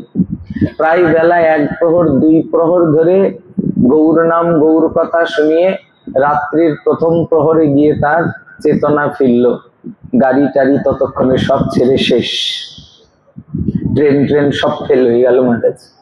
এবার বাবা উত্থিত হয়ে যখন দেখলেন ভগবান দাস বাবা আছেন, ভগবান দাস বাবার একেবারে হাত দুটো জড়িয়ে ধরে বললেন, ভাই রে, আমি তোমার ব্রজযাত্রার পথের কণ্ঠক হলাম। তুমি ব্রজপথযাত্রী হয়েছিলে, আমি তোমার ব্রজপথযাত্রার কণ্ঠক। আমার জন্য তোমার ব্রজযাত্রা বিঘ্নিত হলো। কালনাথ সিদ্ধ বাবা এই শুনে বলছেন, চৈতন্য দাস এমন কেন বলছো? আজকে না যাওয়া হোক, আবার 15 দিন বাদে 20 দিন বাদে আবার যাত্রা হবে, অসুবিধা কি আছে? নাই 1 মাস বাদে আবার যাও। চৈতন্য দাস বাবা কালনাথ সিদ্ধ বাবার হাত জড়িয়ে ধরে বলছেন, ভাই আমার এই জীবনে কোনোদিন কোনো কালেও আর বৃন্দাবন যাওয়া হবে না। বলে কেন? কারণ বৃন্দাবন গেলে তো আমি আমার গৌর দেখতে পাবো না, আর গৌর না দেখলে প্রাণী বাঁচবো না। কত গৌর অনুরাগ মহারাজ। আর এই গৌর অনুরাগে তিনি আর সারা জীবনে কোনোদিন নবদ্বীপ ছেড়ে বেরোনি। সারাটা জীবন ওই নবদ্বীপ ধামেই থেকে গেছেন। আর ওই গৌর দর্শন করতে করতে একদিন গৌর চরণে নিজের প্রাণ গৌরাঙ্গের চরণে দিয়ে দিলেন। যেদিন বাবার শেষ দিন এলো, তিনি গঙ্গায় স্নান করে একবার বড় ঘোমটা দিলেন। আগেকার দিনে সম্ভ্রান্তদের এটাই নিয়ম ছিল, পতি পত্নীও চোখাচোখি হয়ে সামনাসামনি গুরুজনদের সামনে কথা বলতেন না। অন্তত পতিকেও যদি পত্নী দিনের বেলা দেখবেন, তাও তাকে আর নয়নে ঘোমটার আড়ালেই দেখতে হবে। সরাসরি বরের চোখের দিকে চোখ তাকিয়ে কথা বলা, এটা সম্ভ্রান্তদের মধ্যে প্রচলন ছিল না। তো বাবার কাছে গৌর তো পতি, তাই গৌরকে সরাসরি তিনি দেখতেন না, ঘোমটা দিয়ে আর নয়নে দেখতেন। সেদিনও তাই করলেন, মাথায় বড় ঘোমটা টেনে নিলেন। ঘোমটা টেনে নিয়ে গৌরের নয়নে আর নয়নে তাকালেন। এবার আর নয়নে তাকিয়ে গৌর নয়নে নয়ন দিয়ে তার জীবনের শেষ অনুভব জানিয়ে দিয়ে গেলেন। কোনোদিন আপনারা ধামেশ্বর মহাপ্রভু দর্শন করতে গেলে দেখবেন সেখানে পাশেই সিদ্ধ বাবার সমাধি বেদী আজও আছে। এবং এখনো পর্যন্ত নবদ্বীপবাসী বৈষ্ণব মাত্রই ধামেশ্বর মহাপ্রভুকে দর্শন করতে গেলে সরাসরি ধামেশ্বর দেখেন না, আগে সিদ্ধ চৈতন্য দাস বাবাকে প্রণাম করে তার কাছে বিজ্ঞপ্তি করেন, বাবা তোমার গৌরকে দেখতে এসেছি, তুমি একটু বলে দিও না গৌর যেন আমাদের প্রতি কৃপা পরবশ হন। এবার বাবার কৃপা নিয়ে তারপর গৌরাঙ্গ দর্শন। বাবা যদি তাঁর গৌর, কারণ গৌর তো তাঁদের, আমার তো গৌর নয়, গৌর গৌর ভক্তের। আর গৌর ভক্ত শিরোমণি এখানে বাবার সাক্ষাৎ বিরাজমান হয়ে গেছে, এই জন্য আগে বাবার অনুমতি তারপর গৌর দর্শন। হ্যাঁ, আর বাবার ওই সমাধি বেদিতে সুন্দর করে তার এই শেষের অনুভবটা লেখা আছে, তার অন্তিম সময়ের অনুভব। আমার ভজন হলো সারা, সাধন হলো সারা, নদীর চাঁদের কান্তা আমি, কান্ত আমার গোড়া। জীবনের আর অন্য কোনো অনুভবের প্রয়োজন নেই মহারাজ। খুব অত্যুত্তম অনুভব।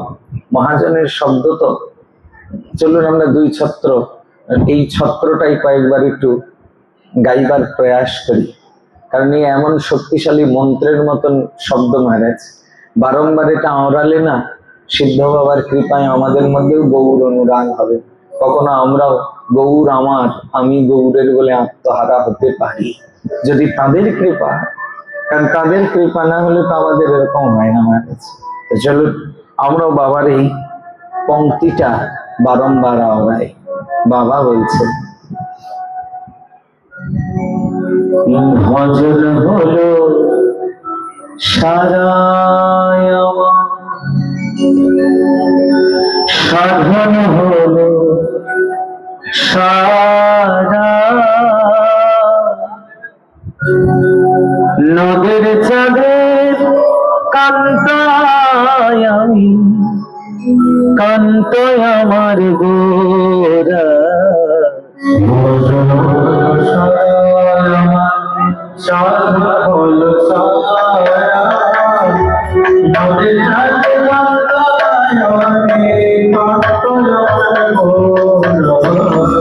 ভজন হলো সারায় আমার সাধন হলো সারা নদীর চাঁদের কান্তায় আমি কান্ত আমার গোরা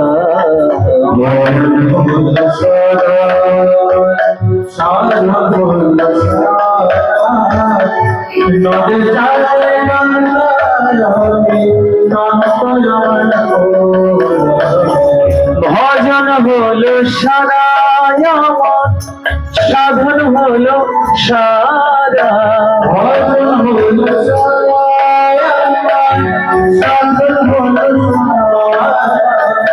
ভজন হলো সারায় আমার সাধন হলো সারা ভজন হলো সারায় আমার সাধন হলো নদীর চাঁদের কান্তায় আমি কান্ত আমার গোরা নদীর চাঁদের কান্তায় আমি কান্ত আমার গোরা গোরা গোরা গোরা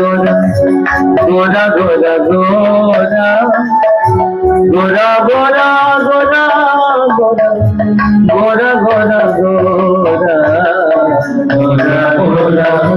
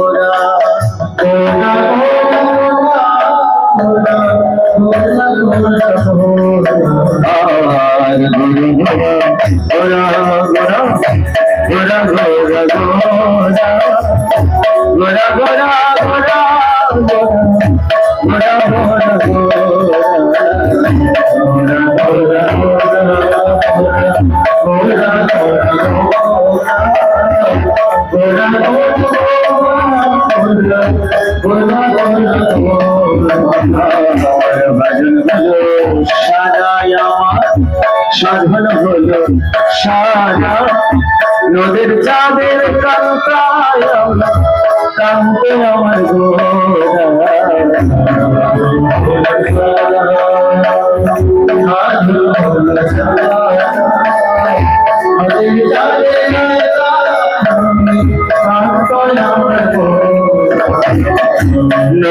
চাঁদের কান্তায় আমি কান্ত আমার গোরা, নদের চাঁদের কান্তায় আমি কান্ত আমার গোরা, নদের চাঁদের কান্তায় আমি কান্ত আমার গোরা, নদের চাঁদের কান্তায় আমি কান্ত আমার গোরা। বলে গৌরচন্দ্র ভগবান কি জয়, শিব চৈতন্য দাস বাবা কি জয়। সিদ্ধ বাবা জীবনের অন্তিম ক্ষণে এই উচ্চারণ করলেন, নদের চাঁদের কান্তা আমি কান্ত আমার গোরা। অর্থাৎ আমি গৌরের আর গৌর আমার, এর থেকে বড় সত্য আর বিশ্ব ব্রহ্মাণ্ডে কে আছে? আমরা সারা জীবনে সংসারে থেকে থেকে সংসারের দাস হয়ে এই কথাই তো বিস্মৃত হয়ে থাকি মহারাজ, যে আমি গৌরের গৌর আমার। যদি কোনো সংসারে ভাগ্যবান জীবের চিত্তে একবার এই স্মৃতি আসে, আমি গৌরের গৌর আমার, জীবন কৃতকৃত্য হয়ে যায়। তো গৌর দেখতে ভক্তাকৃতি, কিন্তু তিনি ভক্ত নন, আমাদের ইষ্টদেব, আমাদের অভীষ্টদেব। তিনি নিজে আচরণ করে রাধা মাধবের নিকুঞ্জ সেবা কেমন করে পুষ্ট করতে হবে নিজে আচরণ করে আমাদের দেখিয়ে দিয়ে গেছে। এ আমাদের অহভাগ্য। কোন জন্মে কোনো কালে কোনো ভগবান এমন করে সাধন দেখিয়ে দেয়নি, তিনি দেখিয়েছেন। এর বড় কৃপা, অহভাগ্য মহারাজ। তো যাই হোক, এই নিতাই গৌরাঙ্গের অপার করুণা যে কলিজীবের প্রতি তার এই মহাপ্রেম বর্ষিত হচ্ছে। তো গৌর ভগবান রামকেলিতে শুভ প্রবেশ করেছেন, যে কথা বলতে এত দূর গেল। কেন এসেছেন? তার চিহ্নিত দুই দাস রূপ সনাতনকে কৃপা করবার জন্য। এই ভূমিতে গৌড়ীয় বৈষ্ণব জগতের প্রধান 6 গোস্বামীর 3 গোস্বামী এই ভূমি থেকেই প্রাদুর্ভূত হয়েছেন, রূপ গোস্বামী, সনাতন গোস্বামী, শ্রীজীব গোস্বামী। তবে মহাপ্রভু যেই সময় রামকেলিতে শুভ প্রবেশ করেছেন, সেই সময় শ্রীজীব তখনও অনেক ছোট, তার তখনও গৌর অনুরাগ হয়নি মহারাজ। তো রূপ সনাতন, গৌরেশ্বর, হোসেন শাহ প্রধানত 2 জন, মহাবিষয়ী মত্ত মহাজন 2 জন। গৌর এলেন তাদের বিষয় কূপ থেকে টেনে বের করে নিয়ে বৃন্দাবনের অত্যুত্তম প্রেম, সেই প্রেম রসে নিমজ্জিত করে দিলেন। রূপ সনাতন মহাবৈরাগ্যমান হয়ে গেলেন। রূপ সনাতনকে মহাবৈরাগ্যের শিক্ষা দিয়ে গৌরাঙ্গ রামকেলি থেকে বৃন্দাবন যাত্রার জন্য উদ্যত হলেন।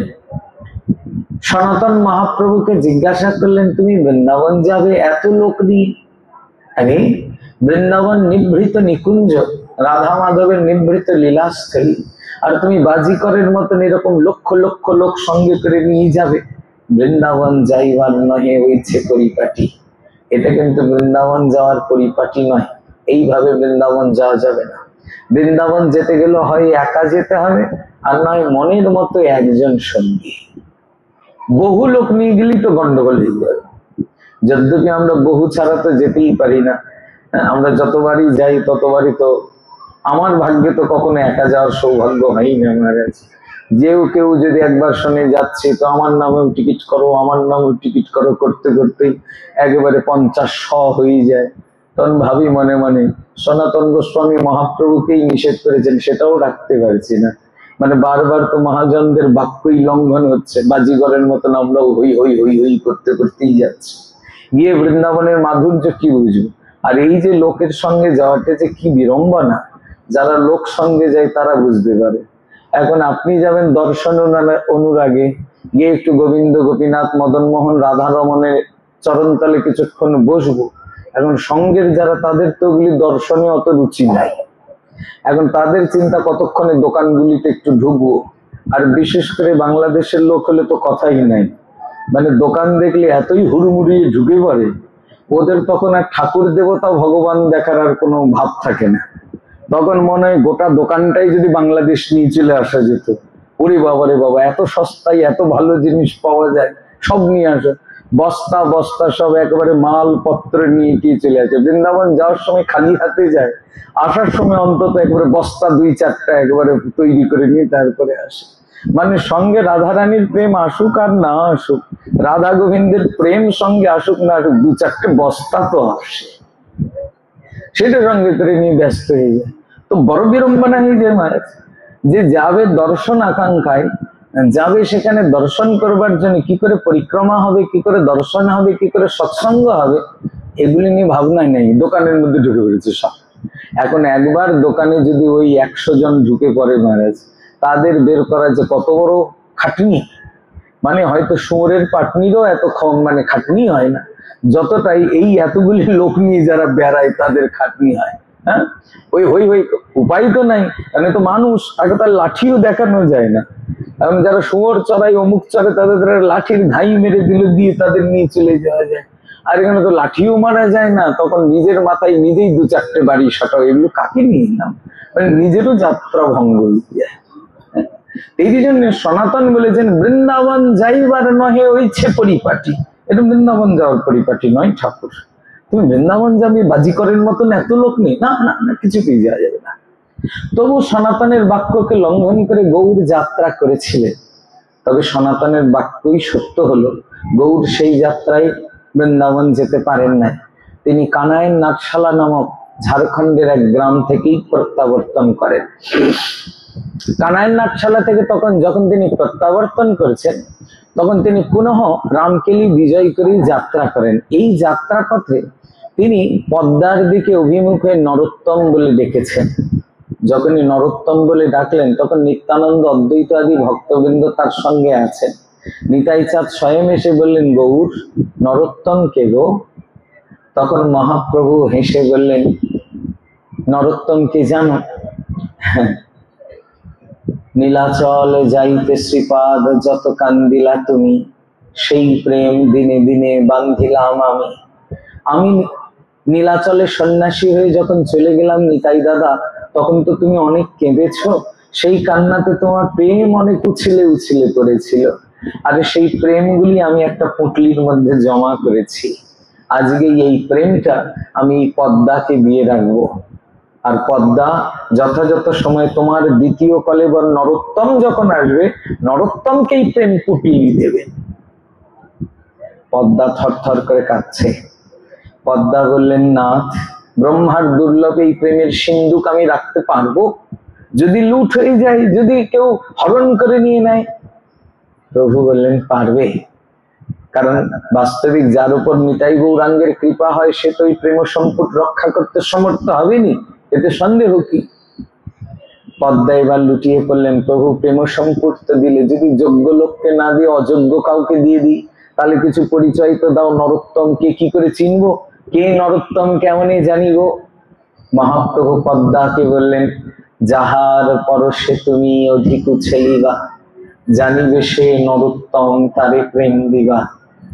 হে পদ্মা, তোমার তটে প্রত্যেকদিন হাজার হাজার সহস্র সহস্র লোক স্নান করে, একদিন নরোত্তম আসবে। যেদিন নরোত্তমের স্পর্শ তোমার হবে না, সেদিন তোমার তীরে তরঙ্গে তরঙ্গে তরঙ্গায়িত হয়ে উঠবে, নব নব তরঙ্গে তোমার আনন্দ বর্ধন হবে। আর যার স্পর্শে তোমার এই আনন্দ প্রাপ্তি হবে, জানবে সেই নরোত্তম, তাকেই এই প্রেম সম্পুট সমর্পণ করবে। প্রভু স্বয়ং তাকে আবাহন করলেন। খুব ভালো করে বুঝুন, আমরা জানি মহাপ্রভুকে আবাহন করেছিলেন কে? শান্তিপুর নায়ক অদ্বৈত আচার্য ঠাকুর। তিনি মহাপ্রভুকে গঙ্গা জল তুলসী দিয়ে বারংবার হুঙ্কার করে ডেকে ডেকে নিয়ে এসেছেন গোলক থেকে ভুলকে। আর নরোত্তমকে আবাহন করেছেন সাক্ষাৎ সেই সীতানাথের আনা ঠাকুর গৌর। বুঝতে পেরেছেন? তাহলে নরোত্তম তত্ত্ব তো কে? অভিন্ন নিত্যানন্দ তনু, যিনি নিতাইয়ের সাক্ষাৎ প্রেমের মূর্তি। গৌর প্রেমের মূর্তি কে? যদি কেউ দেখতে চাই তাহলে নিতাইকে দেখো। নিতাইকে দেখা মানে গৌর প্রেমের বিগ্রহ দর্শন। এবার নিত্যানন্দের প্রেমের মূর্তিকে নিত্যানন্দের প্রেমের সাক্ষাৎ মূর্তি নরোত্তম। এই জন্য নরোত্তম ঠাকুর মহাশয় গৌড়ীয় বৈষ্ণব জগতের জন্য অত্যুত্তমে এই গ্রন্থ রচনা করেছেন। গ্রন্থের নাম প্রেম ভক্তি চন্দ্রিকা। নামকরণেই বুঝতে পারছেন নামটা কিরকম, প্রেম ভক্তি চন্দ্রিকা। চন্দ্রিকা শব্দের অর্থ চন্দ্রালোক বা জ্যোৎস্না। জ্যোৎস্না কাকে বলি আমরা? চাঁদের আলোকে। চাঁদের আলো আমাদের জীবনকে কৃতকৃত্য করে মহারাজ। দেখবেন সংসারে তো আমরা সবাই দুঃখী মানুষ, খুব দুঃখে জর্জরিত হয়েই জীবন যাপন করে থাকি। এই দুঃখের মধ্যে কোনোদিন কোনো চন্দ্রিমার রাত্রে, কোনো জ্যোৎস্না রাত্রে যদি আপনারা ঘরের ছাদে বা বাড়ির বাইরে বেরোনোর সৌভাগ্য হয়, আর এক দৃষ্টি দিকে যদি আপনারা চাঁদের দিকে তাকাতে পারেন, কিছুক্ষণ তাকালেই দেখবেন সংসারের যত দুঃখ গায়েব হয়ে যাবে, মন ভালো হয়ে যাবে। কারণ চন্দ্রমা হলেন মনের দেবতা। চন্দ্রমা মনস জাতঃ। চন্দ্রমা সাক্ষাৎ ভগবানের মন থেকে জাত হয়েছেন। এর জন্য চন্দ্রমা হলেন মনের দেবতা। আমাদের মনকে পরিপুষ্ট করা, মনকে রসায়ন করা চন্দ্রের ধর্ম। এর জন্য ভয়ঙ্কর দুঃখে জর্জরিত হয়েও যদি কেউ চাঁদের দিকে দেখে, তার মন সরস হয়ে যায়, তার দুঃখ বিস্মৃতি হয়ে যায়। চাঁদের ক্ষমতা আছে। তো এই চাঁদের আলো কিরকম হয়? সূর্যের আলোতে যেমন দেখছেন না কত গরম, সূর্যের যত প্রভা বিকীর্ণ হয় আমাদের অসহ্য হয়, দুঃসহ হয়। কিন্তু চাঁদের কিরণে কিন্তু আমাদের দুঃসহ মনে হয় না। তখন কিন্তু চাঁদের কিরণের একটা শীতলতায় আমাদের মন স্নিগ্ধ হয়। তেমনি এটা প্রেম ভক্তি চন্দ্রিকা। নরোত্তম ঠাকুর মহাশয় গৌড়ীয় বৈষ্ণব পথযাত্রার জন্য একটা চন্দ্রালোকের ব্যবস্থা করে দিয়েছেন। এই চন্দ্রালোকে যাত্রা করবে যেখানে কোনো অন্ধকার বা তমসা আর গ্রাস করবে না। সেই চন্দ্রালোকটা কিসের? প্রেম এবং ভক্তি স্বরূপ চন্দ্রের চন্দ্রিকা। এর জন্য এটার নাম প্রেম ভক্তি চন্দ্রিকা। আর এই প্রেম ভক্তি চন্দ্রিকা নামক গ্রন্থ সাধকের প্রতি পদে পদে প্রেম ভক্তির পথে যাত্রার বার্তা প্রদান করেছে। তো আমরা এই গ্রন্থেরই একটা ত্রিপদী আস্বাদন করব। কি সেই ত্রিপদী? আজকে প্রথমেই শুরু করেছি সেই ত্রিপদী দিয়ে। কি ত্রিপদী মনে আছে সবার? বলতে পারবেন? বলে গেছেন? শুরু করেছি কোনটা দিয়ে? মকরন্দ্র ভ্রমর যেন, চকর চন্দ্রিকা তেন, পতিব্রতা স্ত্রী লোকের প্রতি, অন্যত্র না চলে মন, যেন দরিদ্রের ধন, সেই মতো প্রেম ভক্তি রীতি। আজকে আমরা এই পায়ারের মধ্যে ঢুকবো না, আজকে শুধু প্রস্তাবনা হয়ে থাকলো।